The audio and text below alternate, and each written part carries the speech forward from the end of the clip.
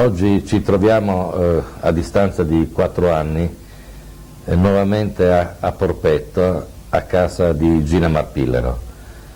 L'occasione di questo nuovo incontro è data dall'uscita dell'ultimo libro di Gina, Storie di donne friulane, edito dalle edizioni Biblioteca dell'Immagine. Però ecco, diciamo, questa è l'occasione, parleremo di questo libro, di questi personaggi femminili così vivi non solo nella memoria di Gina, ma così vivi anche in questi brevi racconti che lei ha scritto. L'occasione è questa, però avremo modo un po' di sentire qualcosa in più di Gina Marpillero, della sua vita, no? Di quello che sta facendo, di quelli che sono, diciamo, i suoi problemi in questo periodo. Diciamo soltanto 2 parole sulla vita di Gina Marpillero, che oramai penso che tutti sappiano per quanto è conosciuta Gina. Gina Marpillero appunto è nata ad Arta Terme, dove ha passato l'infanzia e la prima giovinezza, di cui ci parla nel suo primo libro, Essere di Paese, edito dalla Mondadori, un libro che ha avuto un grande successo, oramai introvabile, quindi è diventato un pezzo da collezionista. Io ho la fortuna di averne una copia, e questo libro, che nell'80 ha vinto il premio Nonino Recite d'Aur. Dopo questo primo libro, nell'84, in friulano, la Gina ha pubblicato Int e Pensiers as Lars. E poi nell'89 c'è un nuovo libro di racconti, di novelle, Storie di Cortile e di Corriera. Poi nel 94 Aghe Cacor, questa seconda raccolta di liriche in friulano. Ricordo quando questo libro è stato presentato a Tolmezzo, ad Arta, un libro che ha riscosso in Friuli, in Carnia, un grande successo.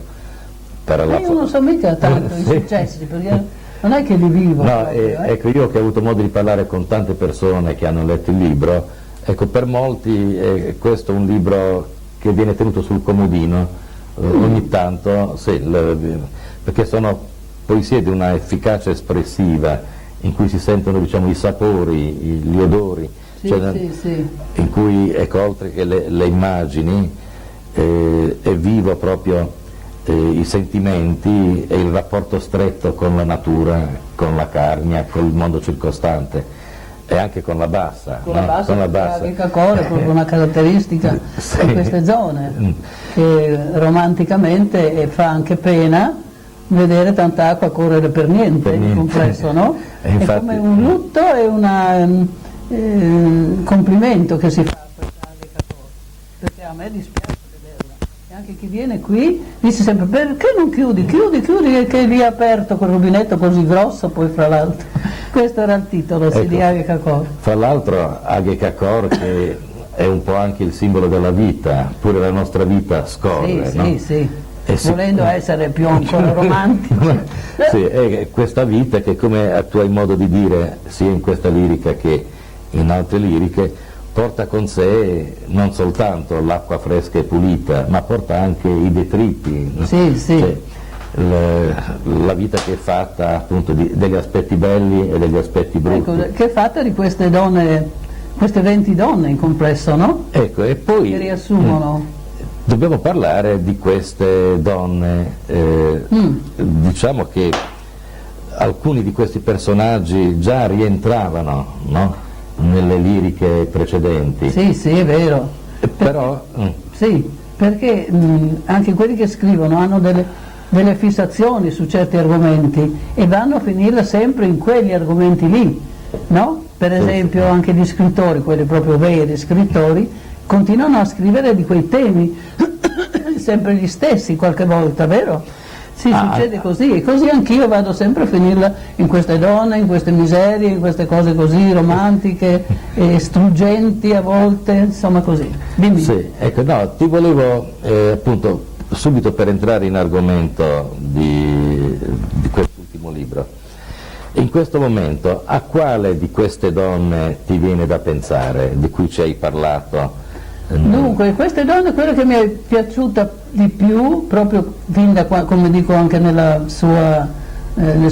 racconto di questa, è la Postina di Rivalpo, Sì. perché la conoscevo bene, perché la vedevo col suo naso pronunciato, col suo fazzoletto, così come la descrivo, e mi faceva quasi invidia, però pensavo, ma no, io non potrei far proprio la postina, perché anche lei e anche suo padre era postino, mi sembrava un mestiere proprio quasi di lusso quello lì della postina, però nello stesso tempo mi faceva anche pena quando pioveva, quando nevicava, andava su e giù.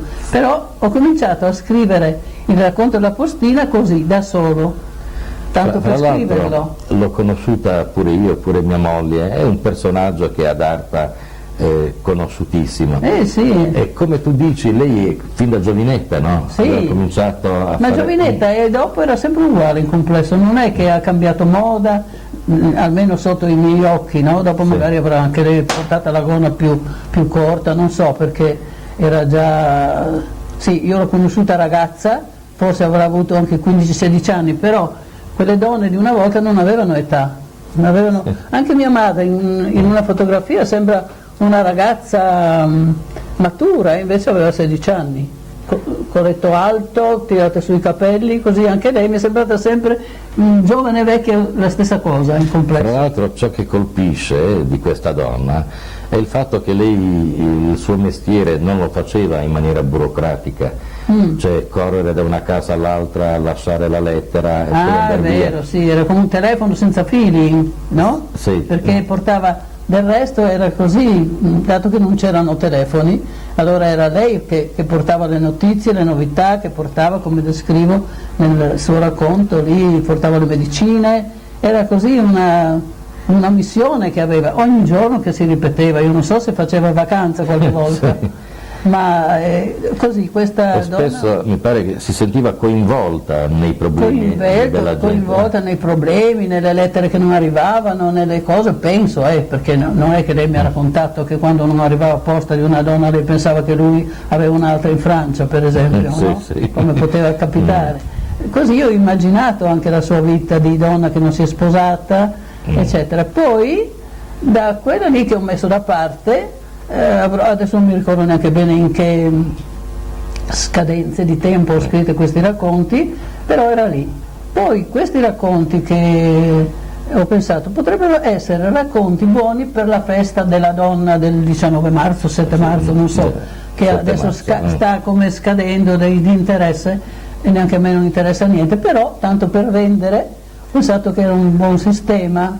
E invece l'editore Santa Rossa di Pordenone ha detto, scusate, ha detto che è meglio che venga prima, che anche lui non credeva tanto a questa festa della donna, che vengano pure prima. Allora svelto ho fatto qualche altro racconto, sempre un po' di carne, un po' della bassa, e così poi sono venuti fuori 20 di questi racconti che sono in effetti tutti veri, vissuti oppure veri anche raccontati, però. Ecco. Sì. Adesso sta morendo il fuoco, però. Allora Tite forse ha detto, oltre che ai macchinari, anche a fare un po' di fuochista. Paredogni lì che non senti che magari anche al fumo e dopo anche al muro. Ecco Gina, visto che parlavamo di... Ecco, sì, di lingue, che siamo bilingui, allora buttiamo anche qualche parola col nostro tecnico in friulano. Sì. Ti volevo chiedere Gina, Sì. visto che stiamo appunto parlando di donne, e queste donne sono in buona parte donne che tu hai conosciuto nella tua giovinezza e poi hai incontrato anche successivamente. Sì, sì. E spesso ci presentano la donna come spesso era una volta, cioè un po' emarginata all'interno della società, importante nei lavori di casa, nei lavori... Era emarginata nella società, però la società la faceva lei stessa, la donna, Sì. perché gli uomini non c'erano. Io gli uomini non li ho neanche quasi mai visti, non li ho neanche considerati, perché li vedevo e non li vedevo, però vedevo solo le donne, perciò mi sono rimaste nel ricordo le donne e le loro vicende varie. Quindi nei loro anche lavori di campagna,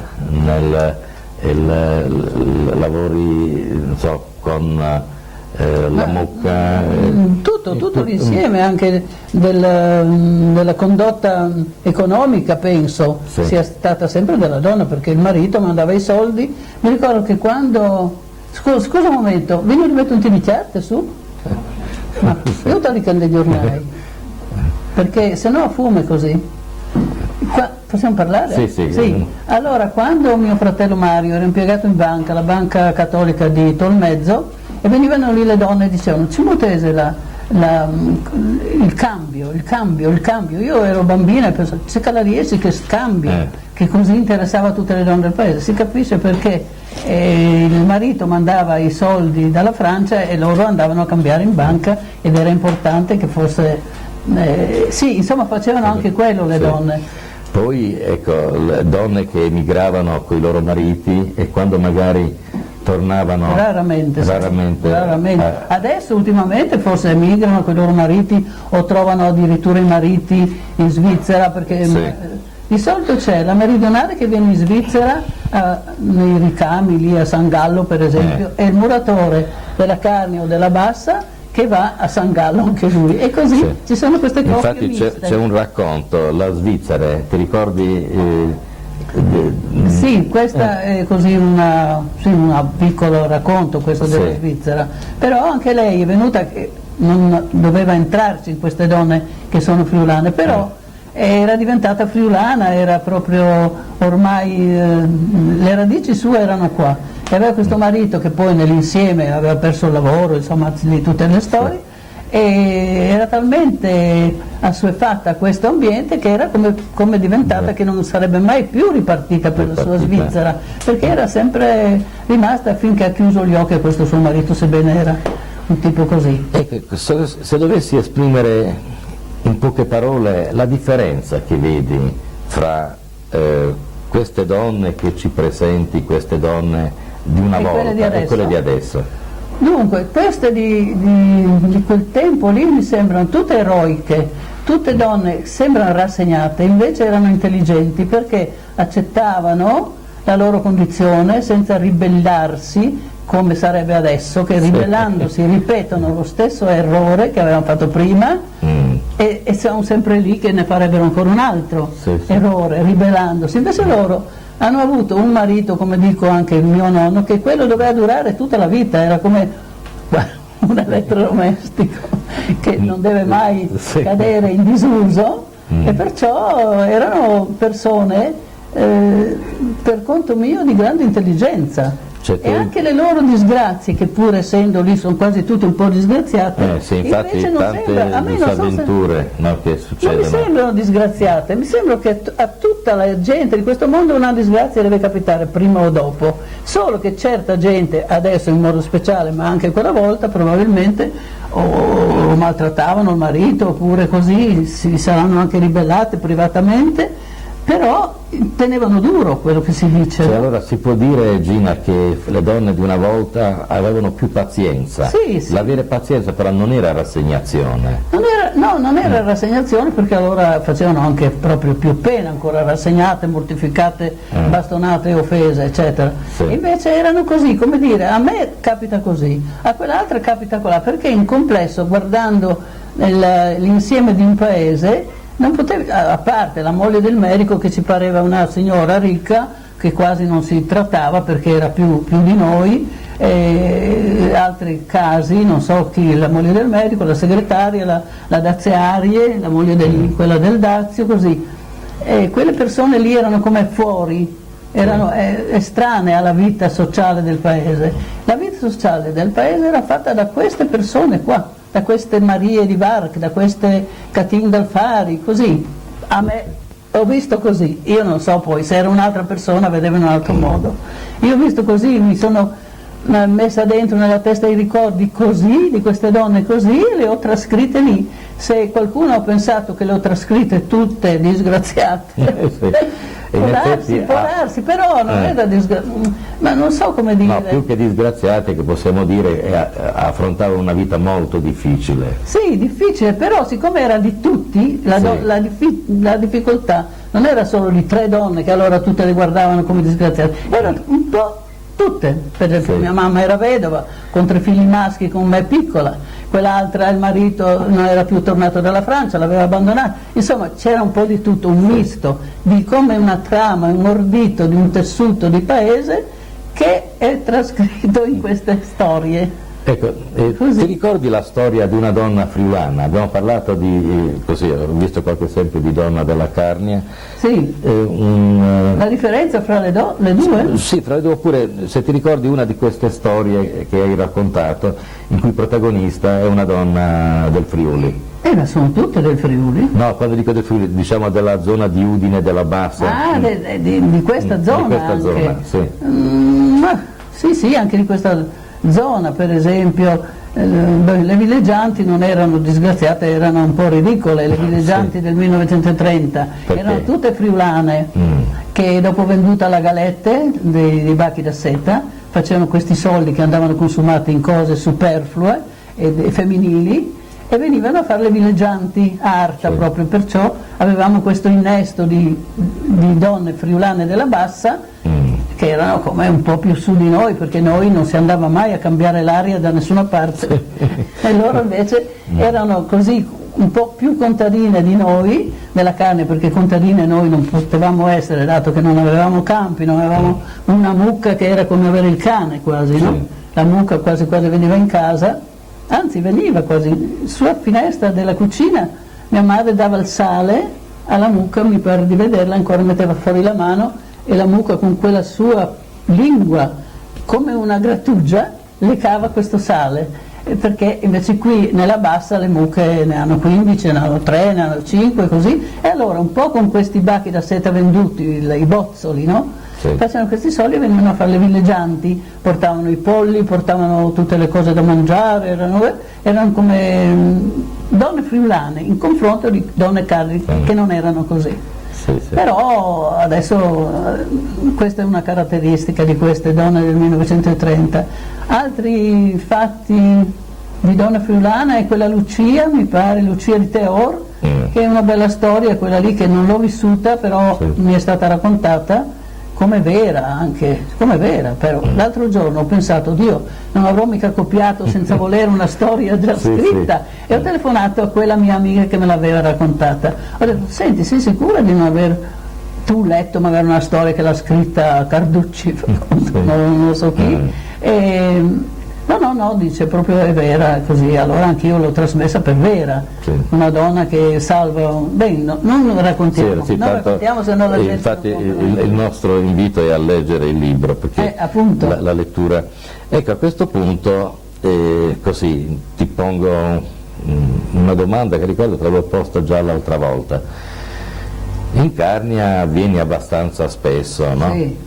Però la tua vita si svolge qui a Porpetto. Adesso, sì. Ecco, ritrovi la vita di paese che hai vissuto quando vivevi in Carnia? No, qui è tutta un'altra vita, per esempio, una vita più come di clausura quasi, perché qui ad ogni modo in Carnia non c'è un cortile chiuso, Sì. no? Quasi tutti sono lì, sono tutti in piazza, sono tutti sulle strade, sono tutti insieme, invece qui ogni gruppo familiare di solito, e adesso Sì. magari sarà anche un po' diverso, ma questa casa di Porpetto ha la muraglia intorno e quando si esce si saluta quasi, si rideva perché si fa come un cenno, come fanno le regine, Sì. con la mano così, perché si esce come da una cosa chiusa, e così sono molti questi cortili chiusi.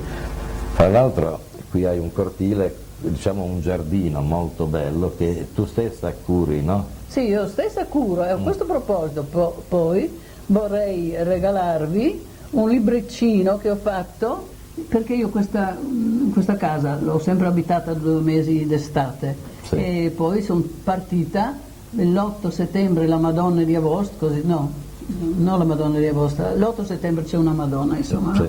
E si tornava a Udine e si veniva in giugno, luglio, così. Quest'anno, dato che abbiamo fatto questa ristrutturazione della casa, siamo venuti prima, e io però prima ho visto tutto secco, tutto brutto, tutto squallido, senza il rampicante fuori, il tiglio senza una foglia, così. Oddio, Dio, che roba! Però ho pensato, fiorirà qualcosa pian piano, e ho scritto un libricino, Sì. che sarebbe l'inventario del mio giardino, però non è in vendita, ma è in omaggio. Ve lo Ti darò, ringraziamo. ve lo darò.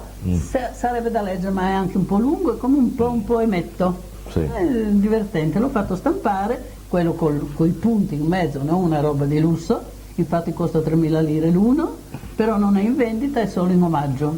Sono in pratica dei consigli per come... Parla di tutte le piante, poi fra l'altro sembra che io abbia un parco, un vivaio, una cosa bellissima, e invece non è chissà che roba, però siccome enumero tutte le piante con i loro veri nomi, Crategus, Osta, Sassifraga, eccetera, sembra una cosa molto di lusso, un Sì. po' di fumo negli occhi. Ecco. Comunque questa è una bella casa che sa di antico, no? Sì, no, è antica. No, dicono che sa nel senso vero del termine, Sì. no? E che poi fra l'altro hai ristrutturato. Che cosa hai ristrutturato Dunque, ultimamente? qui la casa è diventata come se fosse sempre una casa contadina, perché i miei parenti erano possidenti, ma possidenti della bassa voleva dire anche le figlie andare nella stalla, no? Sì. Così non a mungere le mucche, ma insomma a dare una mano. E di ristrutturazione abbiamo per esempio queste piastrelle che vedete qua per terra, che sono di cotto, Sì. sono state cotte forse, non so, 150 anni fa. Erano in una stanza che si chiamava il Cameron, forse perché tenevano i bacchi da seta, allora per non sporcare per terra, non avere pavimento, avevano fatto questa. Morale, noi avevamo sopra questa stanza da pranzo non so quanti quintali di peso. Sì, sì. Le prime pianelle, le prime piastrelle che io ho tirato su con la cazzuola dei muratori, veniva su come una torta, un pezzo di torta così, già alta lei, come di pasta frolla, ma pesante, Sì. e sotto la malta, sicché un peso enorme. Allora, sarebbe stato da buttare fuori per la finestra, perché insomma erano anche rotte, invece le abbiamo recuperate pian piano, poi grattate, livellate, e abbiamo rifatto il pavimento qui e anche il focolaio. Questa è stata una ristrutturazione elegante, diciamo. Poi prima io avevo di tutto, avevo ferri, avevo legna, avevo tutto il materiale possibile attaccato ai muri, invece mi sono limitata solo col rame per fare una roba più chic, diciamo. Poi il resto è uguale, no, anzi, c'era una stanza che si chiamava, che era come un corridoio, e quello lì con un po' di divani, eccetera, è diventato come un tinello più grande e che non sappiamo ancora come battezzarlo. Gina, tu ora hai 86 anni. Sì, no? purtroppo. Ecco, come vivi la tua età? Ti Dunque, senti... la mia età, scusa un momento, io la vivrei tranquillamente se non sapessi di avere 86 anni. Sì. È vero, perché quella roba lì mi disturba. Io ho una vita che è sbilanciata col mio vero essere, Sì. perché io sarei più giovane di così. C'è un errore come si chiama quella? Hanno sbagliato quando il municipio anagrafico hanno sbagliato. Hanno come sbagliato, perché io non ho quell'età lì, Sì. io non ce l'ho, però ho letto un libro di un tipo svizzero, quando potevo leggere, che diceva che ci sono certe persone, e lo dovrebbero fare quasi tutte, di darsi un'altra età. Io mi do molto meno di così dentro di me, però se mi guardo nello specchio dico non hanno ragione di dire che ho 86 anni, perché si vede dalla faccia, però voglio dire, se c'è una dose di spirito interno puoi avere anche meno anni di quelli che hanno detto che io ho, insomma. Poco fa ti vedevo giostrare con la legna, con il fuoco. E i lavori fisici riesci ancora a reggere? Quei lavori fisici li facevo tutti io, anche tagliavo l'erba con la macchina così, però in quel campo lì capisco invece in certi lavori che non posso perché soffro un po' di tachicardia, Sì. e perciò dopo magari devo prendere le gocce. No, delle Quindi freganze, non puoi potrebbe affaticarti tanto. No, non posso, però mi fa rabbia quello, perché mi piacerebbe tagliare tutte a me le siepi, perché non mi fido di nessuno, non mi fido di nessuno nei lavori, perché sono convinta di fare meglio di tutti io. Toccavo qua. Di essere sempre io la più brava, e i miei figli perciò non mi possono sopportare. Poi ti volevo chiedere, ricordo che anni fa facevi dei lavoretti in legno. Sì. Continui a farli o incontri difficoltà? No, incontro un po' di difficoltà perché non vedo, poi fra l'altro non vedo bene, non vedo più bene. Allora adesso, per dirla qua fra di noi, che però sentono tutti su per la carne, sono un po' sorda, un po' cieca, un po' tachicardica, si dice tachicardica? Sì. E insomma, a parte che dentro di me ho meno anni, invece le caratteristiche dell'età le avrei tutte in complesso, ecco. Però insomma me la cavo, ecco. Ecco, quando tu parli, hai cominciato a scrivere in un'età abbastanza Sì, è vero, tarda, come mai? come 70 anni. Boh, come mai? Allora io invece avevo scritto a 17 anni un bel raccontino in friulano sul Cefastu. Sì. Ed il titolo era Vee di feste, vigilia di festa, come un tipo di leopardi, così. È molto carino, mi avevano tutti scritto, quelli del Cefastu, dei direttori del giornale, avevo 17 anni, ero proprio una ragazzetta quasi, di tornare a scrivere così, con là invece non ho più scritto niente, perché sarei anche una, se mi chiedono, non mi piace fare le cose. Così non ho fatto più niente, e poi sai come anche le cose succedono che non è che le hai programmate, no? Sì. Ci sono i vari periodi, le varie scadenze, sei signorina, guardi intorno se qualcuno ti nota, se non ti notano sei avvilita, dopo devi andare a fare un po' di scuola, dopo a cercare un impiego, e così tutte queste varie tappe. Non ho pensato mai di star lì a scrivere, perché mi pareva di perdere tempo, facevo altre cose, andavo a sciare, andavo a giocare a tennis, facevo tutte le cose anche sportive, anche la bicicletta, che lassù in Carnia nessuno andava, Sì. perché c'era una sola bicicletta nel paese. Pensa tu che roba, adesso hanno tutte la macchina invece, no? C'è un progresso spaventoso in confronto della mia... Ecco, ti sembra che il progresso che c'è ora renda più felici gli individui? Sì, sembrerebbe, però dovrebbero essere più felici, pensando per esempio a come descrivo la casa della Irma dell'Affare, che era proprio così, una casa con la capra anche vicina, però era l'unica casa dove c'era anche la capra, era una rarità che a me sembrava anche una cosa molto simpatica, entrare, sentire, da una parte odore di polenta e dall'altro odore di capra, sì. Mi pareva il massimo, perché sono sempre stata innamorata delle cose povere, sì. Ecco, quello sì proprio, le cose dei ricchi, un po' anche perché non eravamo ricchi, perciò i ricchi li vedevo come degli anormali, sì. Persone che non c'era niente da dire, neanche da sentire da loro, sì. Dai ricchi, cosa mi potevano dire quando io non potevo rispondere, mentre una persona che aveva qualche disgrazia, qualche malora, qualche cosa così, mi è sempre piaciuto sentire per poter anche dire qualcosa e nello stesso tempo anche imparare. In una tua lirica affermi che la felicità non si può comprare, sei convinta non si può comprare, però in complesso se non compri la felicità compri altre cose che non stanno male, complesso si deve dire, però non so se adesso dato che tutti, non saranno tutti, però la maggior parte delle persone sono benestanti, le belle case, le belle cucine, bellissime, tutte pulite, la sedia a dondolo fuori, e la centralina termica, il campanello sulla porta di ottone, insomma tutte cose bellissime qui e anche in Carnia, perché c'è stato un grande, come dire, salto dal 45 in poi, finita la guerra, allora lì c'è stato tutto un movimento, l'altro movimento dopo il terremoto, ecco, ci sono stati questi due passi avanti, adesso sono tutti quasi avanti, sono tutti con le belle case, sono tutti qui nel cortile ed è scritta lì la famiglia, una grande famiglia, che me l'hanno raccontato loro stessi, che sono ancora vivi, quelli che me l'hanno raccontato ed erano ragazzi, hanno 4 macchine. Perché? Perché una ragazza è impiegata, il ragazzo è impiegato,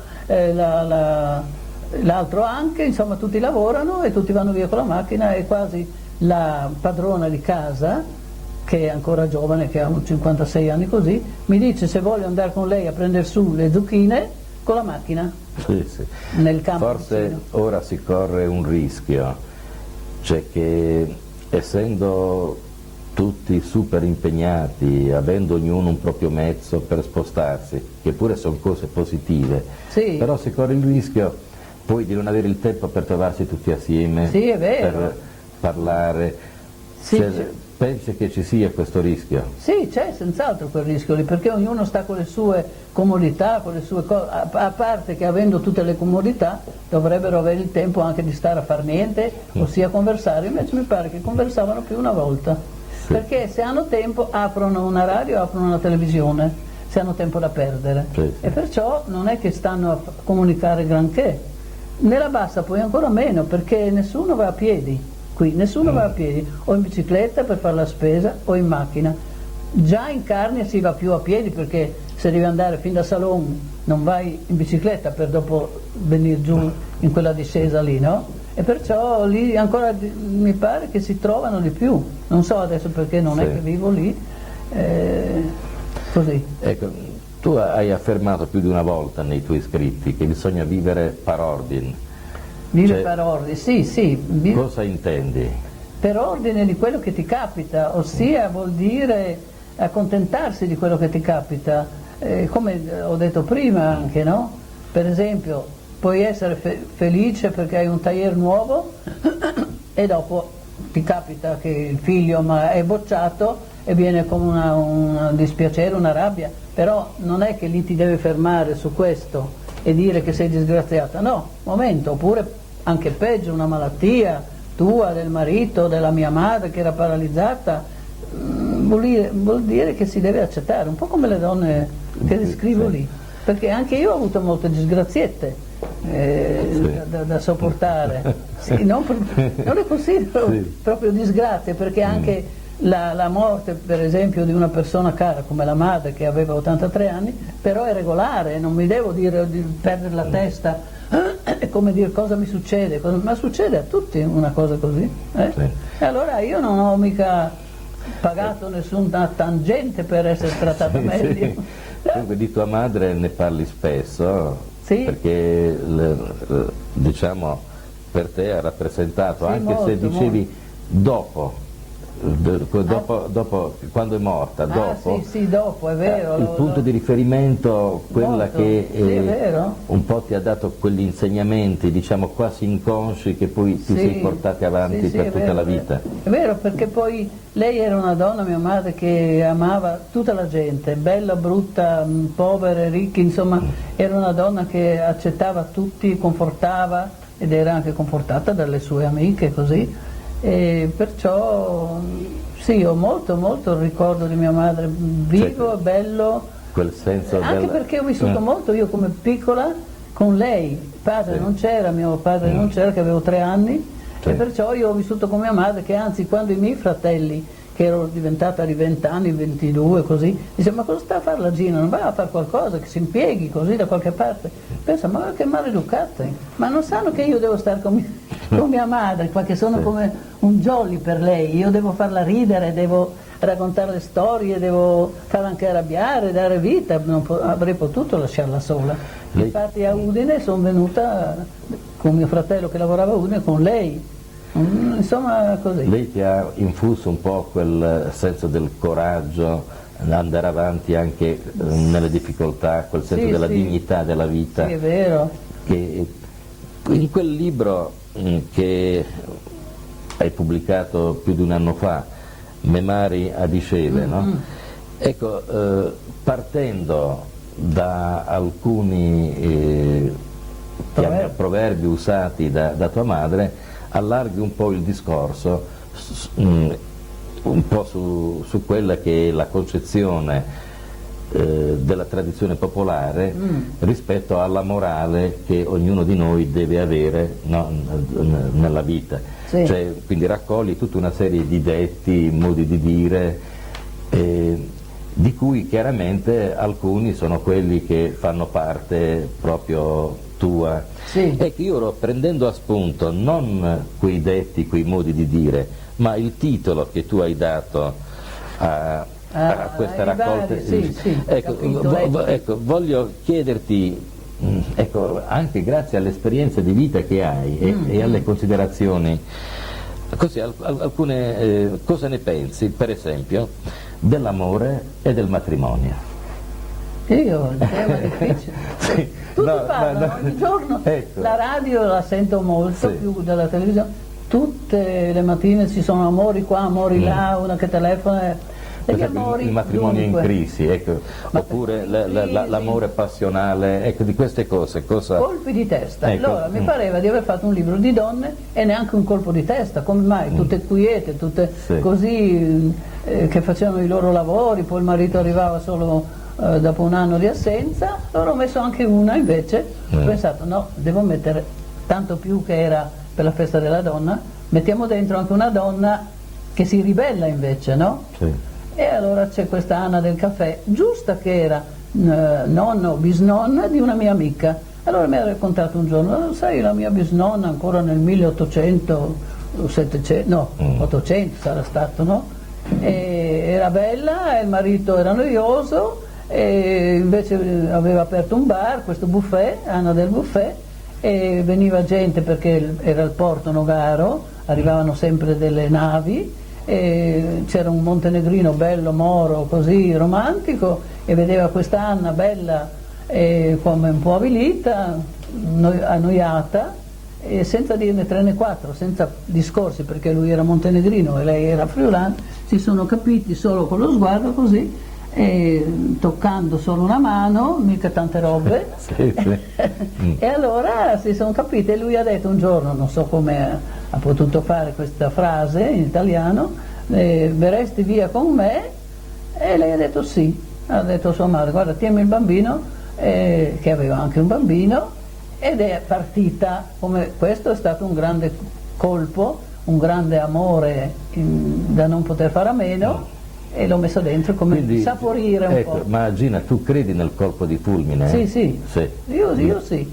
Anzi, io vorrei che tutti quelli che si sposano si sposassero solo perché c'è un colpo di fulmine. Sì. Perché il colpo di fulmine ti fa, come dire, non essere obiettivo, no? Non essere critico, perché il colpo di fulmine è un colpo di fulmine, perciò non capisci più niente. Io stessa ho avuto un colpo di fulmine, perché io ho conosciuto mio marito che aveva 20 anni più di me, ed è stato un colpo di questa casa, che era anche notaio, e era una persona così, insomma, vivace, eccetera, eccetera. È stato un colpo di fulmine, l'ho conosciuto e anche sposato dopo 3 mesi. E quello è un vero colpo di fulmine, e dopo si capisce, dopo non è tutta la vita il fulmine che ti continui a colpire, no?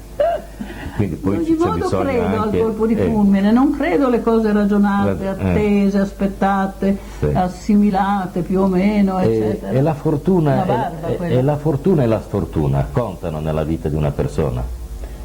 Sì, contano, è vero, contano, però anche la sfortuna che qualcuno ha chi ce l'ha deve essere un po' rabbioso ad averla, no?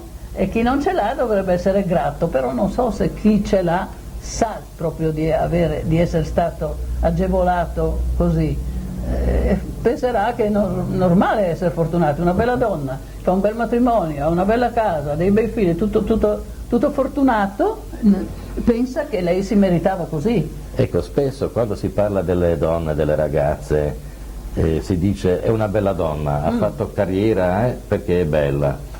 E magari si tende a mettere in secondo ordine le capacità, sì. O viceversa, di una donna si dice sa ragionare, è profonda, sì, non è però bella, è bruttina. Ecco, secondo te nella vita di una persona, nella vita di una donna, la bellezza conta? La bellezza conta. Per conto mio. Conta per aprire porte, dopo poi non è detto che dietro la porta della bella ci sia proprio la fortuna, sì. Anzi qualche volta non c'è, però intanto che lei vede aprirsi le porte è contenta e pensa che è per via che è bella. È bella, quindi ha un certo peso nella vita degli uomini. Penso di sì. E se però quando invece vediamo che una non è bella, anzi bruttina vediamo, e che è fortunata, si resta un po' così, come dire, accidenti, guarda quella lì. Sì. Però così bruttina, guarda che bel marito che si è presa, sì. E che fortuna, che vita fortunata, eccetera. Ritieni che per una persona sia più importante il denaro e la ricchezza o la salute? La salute. La salute? La salute, ho paura che sia importante perché però bisognerebbe provare a non avere la salute. E non avere neanche il denaro. E non avere neanche il denaro. No, insomma, ad ogni modo è importante, sarebbe importante essere ricchi, belli e fortunati. Sì, sì. E se fra le persone che tu conosci, oppure diciamo più in generale, quando ti avvicina a una persona, ti colpisce di una persona, ti colpiscono più i pregi o più i difetti? Questa è una prima domanda. La seconda è: ami di più le persone con i difetti o le persone perfette? No, le persone perfette mi danno fastidio, le perfette proprio non le posso sopportare, anzi c'è un assembramento di persone in città che si chiamano le optimist. Non so bene come si pronuncia. Questo è una specie di club? Sì, un club, le optimis, le sorelle ottime, penso che sia la traduzione. E invece io ho fatto le sorelle pessime. Sì. E ho fatto tutti i difetti, così per ridere, sì. Poi Fabiano me l'ha battuto a macchina, e tutto quello che lì sarebbe stato la regola, la signora bene, che ha sposato bene, che è il figlio giusto, invece la signora che non ha sposato, che vive con uno, tutte sbagliate. Sono più simpatiche. Sì, forse in genere anche attirano di più quelle persone che hanno delle difficoltà e che si sforzano di affrontarle. Mi interessano le donne che hanno dei difetti anche in complesso. Anche perché, siccome sono un po' criticona, allora una donna che ha qualcosa che mi lascia il campo di essere un po' criticata mi diverte. Una donna perfetta non mi fa né caldo né freddo. Ecco, diciamo, sei abituata, cioè ecco, la domanda è: cosa ti piace mangiare? Se cucini, che cosa ti piace cucinare? Adesso guarda, ti dirò che io, essendo con questa vista andata un po' a farsi benedire, questa maculopatia cosiddetta, per chi non sa come si chiama questa, che non sembrerebbe che io non ho neanche gli occhiali, e però sembrerebbe che vedo bene, invece non è vero. Allora mi resta poco da fare, perché non posso infilare l'ago, mi viene l'urto, non posso lavorare a maglia perché mi cadono i punti, devo chiamare subito una che me li tiri su, e allora non posso leggere, quasi neanche tanto scrivere, perché se scrivo anche in premura mi occorre Fabiano che mi legge, perché scrivo male e non riesco poi a leggermi le cose che scrivo. Mi resta quasi solo la cucina come hobby, perciò farei tutto molto saporito, tutto molto da trattoria, e i miei figli invece di essere migrati si lamentano tutti perché dicono che faccio un mangiare troppo pesante. Quando dici saporito, dici Saporito, piccante? saporito, mi piace fare così, mettere un po' di cipolla, un po' di aglio, rosmarino, eccetera, fare involtini. Caterina, mia figlia, farebbe delle fettine da città, fettine che si chiamano fettine frittura, aspetta, piccata, un po' di limone si chiama piccata, non so, però è sempre una fettina stupida. Invece io la fettina la avvolgo nella salvia, nella pancetta affumicata, la punto con uno stecchino, eccetera, così, e viene fuori un mangiare che qui lo chiamano un mangiare saneous. Non so, in carne non si dice questa, non si adopera questa parola. Un mangiare con ansia, con affanno quasi, ecco, un mangiare così. Che cosa? Allora faccio questi mangiari, la brovada col musetto, e mi piacciono anche gli odori, che sono di cucina della Carnia però. Hai dei cibi preferiti che, non so, per assurdo, mangeresti ogni giorno? Che mangerei ogni giorno proprio, non si può dire brovada perché ti torna su. Non puoi ogni giorno, devi mangiare saltuariamente. Però diciamo che ti piace tanto che se non danneggiasse... In complesso non ho nessuna vera passione per il mangiare, perché mangerei anche pane, burro e marmellata, anche ogni sera, oppure radicchio condito col lardo, che non sono capace di farlo mai giusto, oppure anche i gnocchi con la cannella e zucchero.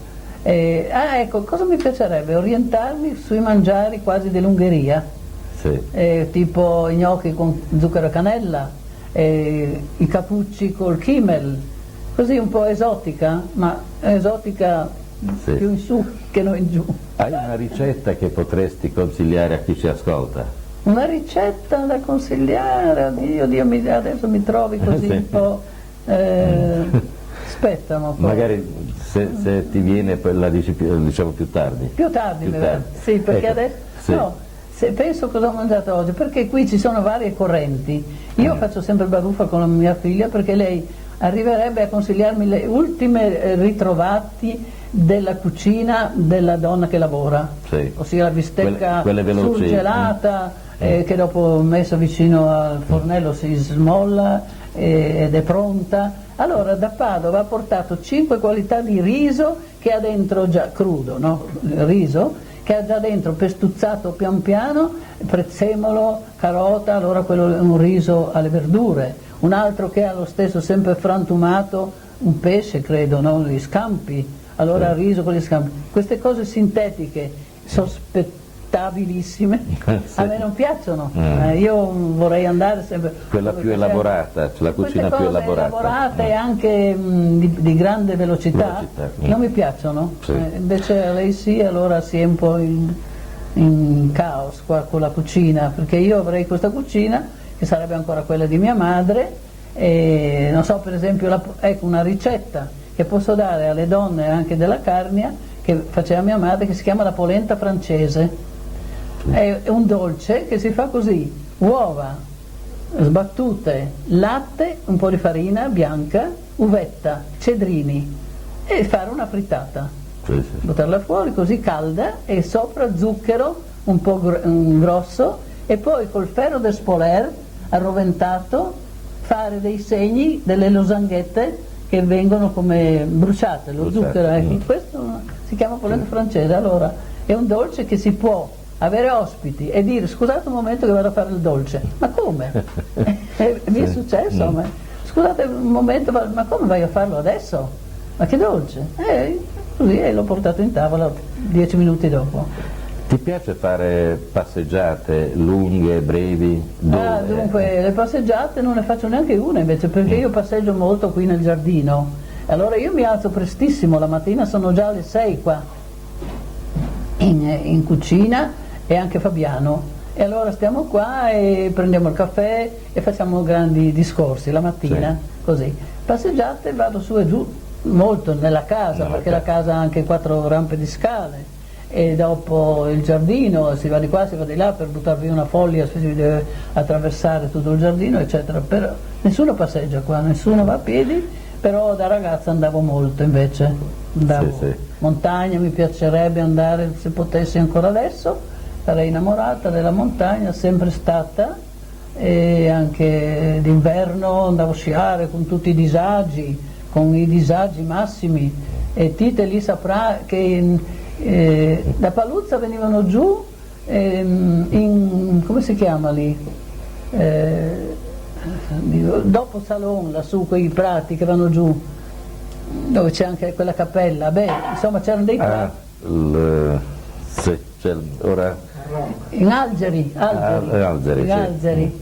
Ecco, lì era il nostro campo di sci, che io andavo su da Arta fino da Salon, poi attraversavo il Radina e si andava di là, e venivano giù quelli di Paluzza, quelli di Sutrio, che era quando avevo 18 anni, 19, 20, così.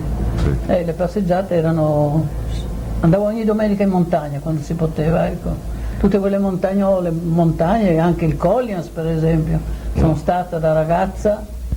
Mi ricordo che sono andata con mio fratello, che era molto miope, e con un certo Pieri Staffet, che era molto sordo, e così lui non vedeva, ci siamo persi, lui, mio fratello Mario, non ci vedeva, quello che era sordo non ci sentiva, e era una cosa molto da ridere quella lì. Così, insomma, adesso mi parla. Allora, queste parlate che abbiamo fatto, sì, dimmi dove vanno a finirla. Ecco, tu a un certo punto in un tuo racconto, cioè quando esprimi un tuo pensiero, dici che tutte queste cose le avevi rinchiuse come in un cassetto. Sì. Che cosa ti ha spinto un po' a tirare tutti questi ricordi, questi pensieri dal cassetto per spampanarli? Ecco. Allora, è stato lì guarda, come quel libro rivenuto L'essere di paese. Sì, Essere di paese è venuto fuori come un primo figlio avuto quasi di nascosto, sì, illegittimo, si può dire. E quello lì ha dato il via, come a dire, già che ho fatto un figlio, faccio anche un altro. Che mi è venuto bene, tutti hanno battuto le mani, mi hanno detto ma che bravo, che bello, così, faccio un altro, e ho fatto quello di poesie, è andato bene anche quello, come se fosse una femmina quella, sì, meno festosa, perché le donne, insomma, tutti sono più contenti se hanno maschi. Una volta, ma forse ora non più tanto. Non più, ma non so. Sì. Ad ogni modo, poi allora ho fatto quei racconti come una catena di figli, sì, e niente, così mi sono trovata coinvolta senza volere, ma già che ho fatto quello ne faccio anche un altro, così, ma non per, come dire, ho un mestiere in mano, no, sì, ho un hobby in mano, un hobby, una mania, neanche quasi la passione, e non mi importava neanche il guadagno, a dire la verità. Quindi Mi piace solo che resti nella casa, nella libreria, un domani, che Dario, che è il mio nipote, che ha 20 anni, quando ne avrà 40, che avrà 50, va nella libreria e dice: ah Dio, guarda qua il libro di mia, guarda questo, Dio, il libro di mia nonna. Ma come tua nonna? Scriveva? Ma sì, Tacci, che ha cominciato a 70 anni, ma era ancora viva a 70 anni. Io a volte mi chiedo come hai fatto a ricordare, no, tanti particolari. Allora, ti chiedo questo anche perché per me è un po' difficile ricordarmi episodi della mia infanzia, è che è come se mi mancasse qualcosa, perché sono convinto che questo recupero, l'importanza che c'è del recupero della storia del passato, ed è importante anche il recupero della storia individuale di ognuno di noi. Sì. Ecco, tu hai questa grande capacità, no, di saper ricordare senza fra l'altro rimanere prigioniera della malinconia, perché spesso chi ricorda i tempi belli del passato, sì, poi rimane bloccato, sì, in quel periodo, come una morale. Ecco, chiaramente quando tu racconti queste cose, da un lato c'è quel senso tipico di magico dei bambini, dall'altra però appare chiaro che questi episodi tu li vivi con la maturità di oggi, sì, cioè in cui sai dare il giusto peso alle cose, sì, mentre sì, magari da giovane si è sempre più passionali. Sì. Ecco, come penso che sia stato un fatto naturale questa tua grande capacità di immagazzinare e poi di saperle riportare alla luce. C'è stato qualcosa che ti ha aiutato? No, non so neanch'io, perché poi non sono neanche tanto brava di raccontare in complesso. Adesso No, con ma te risulta parlo molto... perché tu mi sproni, però non tengo banco mai, se vado a una cena per esempio, con tante signore o anche signori, non ho mai coraggio di prendere la parola, sarei come timida. Però... ma forse non sei più timida quando ti metti a scrivere. Sì, quello dello scrivere, ma mi sembra di essere anche qualche volta un'altra persona, come due. Quando sono a fare la presentazione di un libro, quello che mi presenta deve dire solo bene, no? E io sto a sentire e penso, ma guarda lì che bravo di inventare queste cose così a mio favore. Ma del resto non potrebbe mica dire male, però. Possiamo dire no, ma sarebbe bello invece una presentazione tutta di critiche.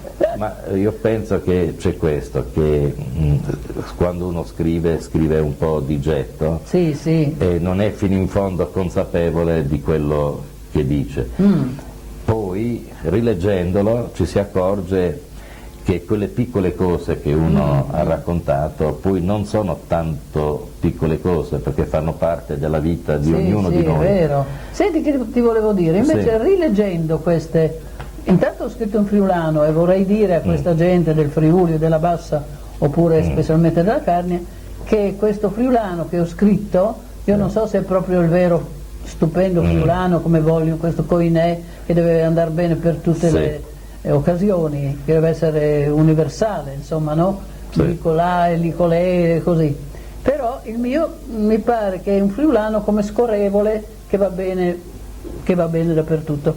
La traduzione, non so se Fabiano ha fatto anche una nota, la traduzione non potevo poi tradurre da questo friulano che è così modesto, di aggettivi specialmente, fare una traduzione raffinata, con molte belle parole, non potevo, e così lo trovo un italiano magro, miserando, è vero? No, ma io personalmente tu sei professore di italiano. Io devo dirti, essendo per me più facile usare l'italiano, ho fatto una prima lettura in italiano, veloce, però poi l'ho letto 2 volte in friulano ed effettivamente la lettura, qualche volta ho letto alcune parti ad alta voce e leggendola ad alta voce in friulano senti invece una pregnanza, cioè le cose che dici non le senti come fatti astratti, ma vero, concreti. Anch'io le trovo più belle in friulano. Chiaramente la traduzione in italiano cioè non è così efficace, così viva come quella. Sì, è vero, è dovuto essere così, perché intanto anche perché io non sono dotata di come voi del sud con tantissime parole incasellate nel vostro nell'arnia. Lì dipende anche le caselle, le caselle delle api, cioè delle api, pieno zeppo in quelle caselline. Voi avete 3-4 aggettivi che vogliono dire la stessa cosa, noi ne abbiamo a malapena uno, e adesso io ne trovo che ne ho tante caselline vuote, perché mi perdo un po' la memoria di certe parole. Ecco Gina, così per avviarci alla conclusione, stai scrivendo qualcos'altro? Hai in mente di pubblicare qualcos'altro? Ma io direi adesso sarebbe bello, dunque io ho cominciato nell'80, facciamo facciamo conto, e adesso sono 18 anni, bisognerebbe finire i 20 anni per esempio, allora ancora 2 anni e dopo chiudere. Però potrei anche anticipare la chiusura di questo. Ecco, da vedi quando... che bravo Titeli che si voleva, perché si sta bene, però si incominciava a sentire un po' di freschetto. Sì? No, almeno no. Adesso forse puoi chiudere un momento? O no? Non si può. Niente, ti volevo invece chiedere, Gina, questi libri ti hanno procurato un certo successo, non un certo, anzi un successo considerevole. Io penso che non solo in Italia, ma in Friuli sicuramente, sei oramai molto conosciuta. Ecco, ci sono stati aspetti positivi, negativi del successo? Come vedi come consideri, ecco, una persona di successo? Ti consideri, ecco, una persona di successo? Io? Ma un po' di successo, però anche no. Anche no. No, non è che il successo mi sia andato alla testa. Sì. Non sono come Fabiano, mio figlio, che vede l'insuccesso gli è andato alla testa. No, lui... lui così, per dire. Ad ogni modo il successo sarebbe come una droga in complesso, proprio una vera droga. E io l'ho provata subito dopo l'Essere di Paese, che magari non succedeva niente, non succedeva come Essere di Paese, fiori, l'eco della stampa, eccetera, così, tante cose. Adesso sono anche non rassegnata, posso dire che c'è tanta gente che scrive e anche se non mi impazziscono per i miei libri non mi meraviglio. Sono come le donne della carne, accetto anche, semmai. Ecco. Non mi piacerebbe, proprio il vero insuccesso non mi piacerebbe, però posso capire che posso anche cadere un po'. Per chiudere questo nostro colloquio, allora Gina, se ci puoi dire quali sono quelle piccole cose della giornata che a te piacciono di più, per esempio la mattina, quando ti alzi, ora che è inverno. Mi piace venire giù la mattina, quando non c'è nessuno, aprire gli scuri, quei figli mi dicono no aprire perché sono soggetta a avere magari le bronchiti così, e perché viene un po' di freddo, invece spalanco i scuri, metto i ciclamini, accendo il fuoco, apro la radio, bevo un caffè, ne bevo due, uno vero e uno finto. Poi, mi piace molto la mattina essere viva, prima di tutto, e poi anche avere le comodità che abbiamo in questa casa, che era scomodissima, ma adesso c'è il calorifero e così, allora pensare anche al pranzo. Poi abbiamo questa ragazza che viene a darmi una mano e poi lei va a fare la spesa, la lavagnetta legge lì quello che è stato scritto, che era scritto Campari Soda, che invece non è arrivato, però guai se bevevo anche un Campari Soda. Sì. E ti piace vedere la televisione? Sì, ma non tanto perché non afferro molto bene qualche volta le parole. Secondo, per esempio Telefriuli ha una parlata chiara, sarà perché la stazione vicino, non so. E, per esempio i film o le cose meridionali non le capisco bene io, la parlata così. Mi piacciono le discussioni, mi piacciono le cose. Ho visto anche ieri sera tutta la trafila dei seggi, delle vincite, delle cose di sindaco, anche partecipando a questo di San Giorgio e quello di Udine, perché mi sento ancora più di Udine che di qua, e così la giornata. Poi mi dedico al pranzo, poi si prepara la tavola, poi qualche volta siamo in 5, siamo in tanti qui, e mentre a Udine ero io e Fabiano, invece qui c'è Caterina, c'è il figlio di Caterina Dario, c'è questa Tamara, questa ragazza, e così siamo proprio una tavolata importante che bisogna proprio pensarci su, o pasta asciutta oppure risotto o la polenta. Ecco, 2 parole flash e chiudiamo sui giovani. Penso che i giovani avranno un tipo di società e di vita più facile, o se non altro migliore, di quello che abbiamo avuto noi delle passate generazioni. O vedi delle nubi nella società? Non so, c'è stato un momento di grande tristezza dei giovani, perché con la droga, per esempio, con la malavita, con la prostituzione c'è un grande sviluppo stato, e quello non è stato certo una roba allegra, anzi una tristezza orribile da vedere, da sapere. Sì, io penso che ci dovrebbe essere semmai un miglioramento, però è anche difficile che avvenga un miglioramento, perché la gente è così, non sono tutti puliti di testa o di animo, sono volgari, violenti, ce n'è di tutte le qualità di persone, no?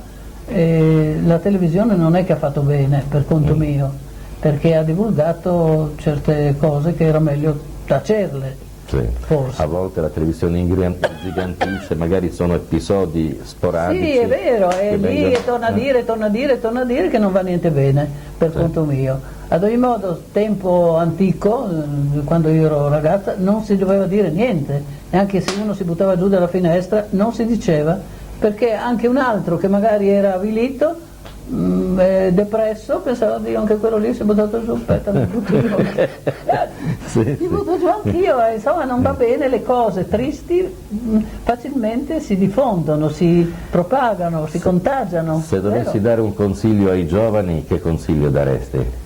Dunque, ai giovani non so neanche io che consiglio dare, perché allora un signore che è un impresario mi ha detto: io avevo tutti operai della Carnia, uno che fa strade, un grande impresario, e adesso dice non ne trovo neanche uno in Carnia, un operaio non lo trovo più per fare queste cose di manutenzione oppure delle vere strade, di asfalti eccetera. E io ho detto: sa dove li trova tutti quei ragazzi che li trova all'università? Sì. È vero? Sì, sì. Allora non ci sono più operai, tutti i ragazzi della Carnia, perché non hanno come qua, anche qui per esempio i contadini non ci sono più, qui sono tutti operai invece, sì. Perché nel paese ci sono due stalle, una stalla che ha 40 mucche, una stalla schiaccia il bottone, va via il letame eccetera, e la stalla dei nostri vicini che è così una stalla quasi in via di esaurimento. Quelle no? Tradizionali. Quelle tradizionali con la carriola del letame eccetera, quella lì è per finire. Sì. Sì, penso.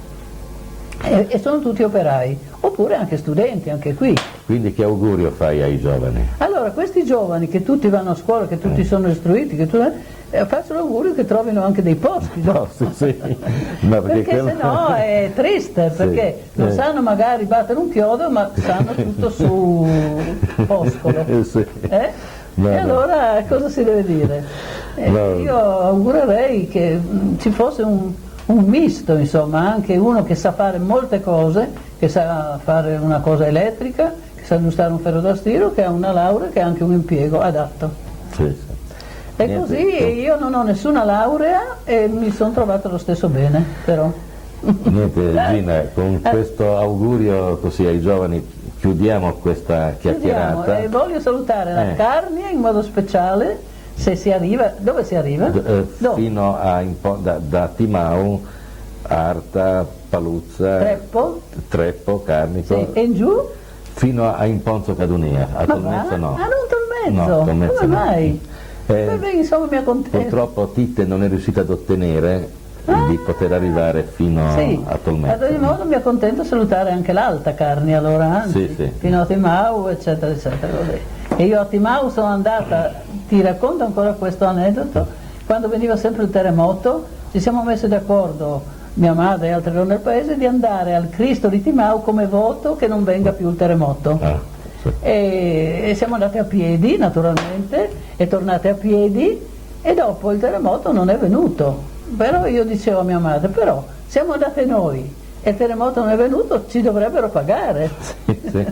In grazia nostra non è venuto e loro sono state tranquille a casa. E con questo saluto tutti, anch'io, Carnia e Friuli compreso, però Friuli non si sente. Ecco, io Gina ti ringrazio e dico proprio sinceramente di averti trovato di una vitalità, di una freschezza, sicuramente l'impiegato comunale lì dell'anagrafe aveva sbagliato, no? Quando... bello, sì, può darsi sì. Speriamo che sia così. Per cui diciamo possiamo rinnovare l'appuntamento di un altro colloquio alla uscita del prossimo libro. Va bene. Ciao a tutti allora. Arrivederci. Mandi allora.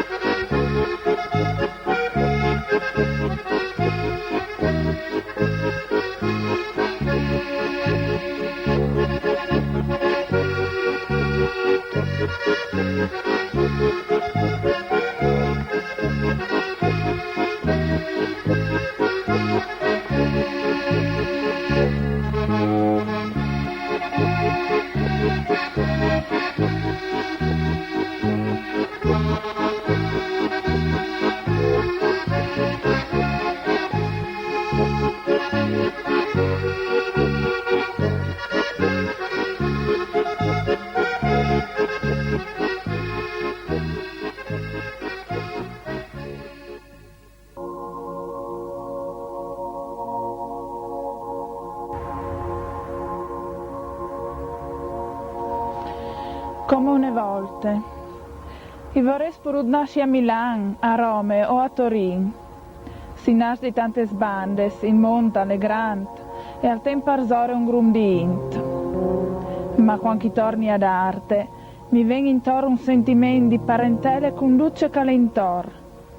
Une parentele col arie, col bosco da urdatiase, con la picciole placce in rive su, con la fontane e il coccolare in bande, che faceva ombrene.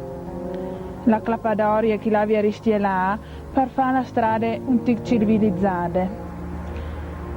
Senti tante robe come sono migliorate, io in mio paese come une volte, come quando sentate su per un grum di taes in tal sorelli, i facevi la giorno in sue mani, e la int che davanti mi passava, la io tenti come in che volte.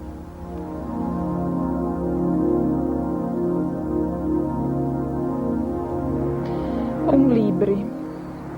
I vevi mettuti vie in tasse tal mio tiaf, come in tumburò la blancherie, robes di poc e robes entie di nue, usances, tradizions e parenteles. Vevio di lasciare qualchedun la clav di quel burò quasi segret, o entia plui di qualchedun. E allora gli scritti libri gli essi di paese. Tutti che calanlet han potuto sapere c'è chi mangiavin, c'è chi facevin il dì di Sante Luzie, c'è mut che era là della mia prima comunione e tante esatte storie entie di poco valore. Me Maria avares detta, perché mettiš tu in place i nostri sfazi di chiase? Perché mettiš tu in vendite le nostre tradizioni? Per me all'era stato come un glimuccio fatto su a plan e poi svolucciato per riguardarmi mari e la int che con lei avevi conosciuto, l'aria che avevi respirato, ma soprattutto per riguardarmi mari e il mio paese, come dopo tanti anni in chi mo vis.